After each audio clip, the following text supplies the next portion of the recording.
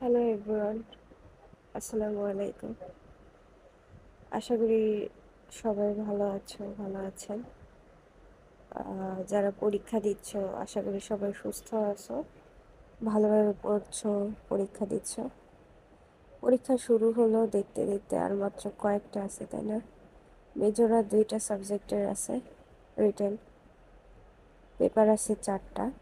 So আশা করি মোটামুটি হচ্ছে, গতানুগতিক এগোচ্ছে।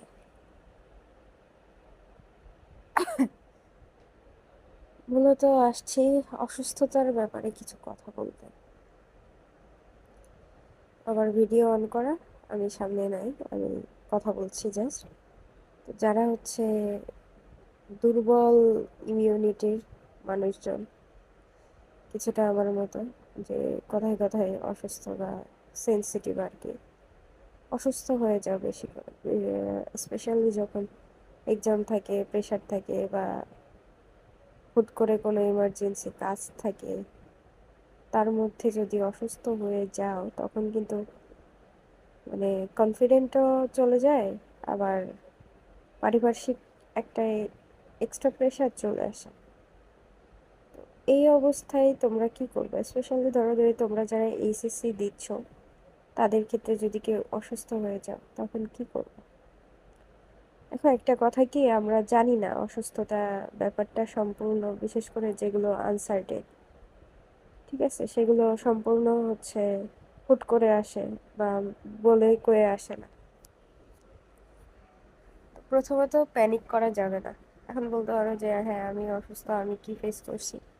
আমি কিন্তু আমার মিড টার্ম এক্সাম বলো, ফাইনাল এক্সাম বলো, বা তোমাদের এইচএসসির সময়ও বলো, আমি অসুস্থ হয়েছি।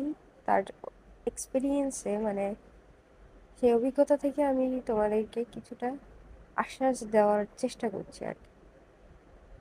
তো যেহেতু আগে থেকেই পড়া আছে বা থাকার কথা, নতুন টপিক পড়বা না, কিন্তু একটা মেইন কথা হচ্ছে নিজেকে ভেঙে ফেলবা না, ঠিক আছে? নিজের যে মেন্টাল যে স্ট্রেংথটা, যে আমি অসুস্থ হয়ে কিছুই করতে পারবো না, এটা ভেঙে ফেলবে না। ধরো তুমি উঠতেই পারতেছো না, তুমি শুয়ে আছো, ঠিক আছে, তারপরে তোমার মধ্যে কনফিডেন্স রাখবা, নিজেকে ভাঙা যাবে না।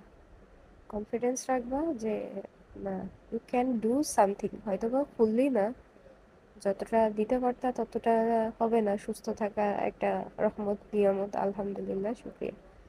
কিন্তু অসুস্থতা অবস্থায় যে পারা যাবে না এমন কিন্তু না, অবশ্যই পারা যাবে, কিন্তু সেটা কখন পারা যাবে না, যখন তুমি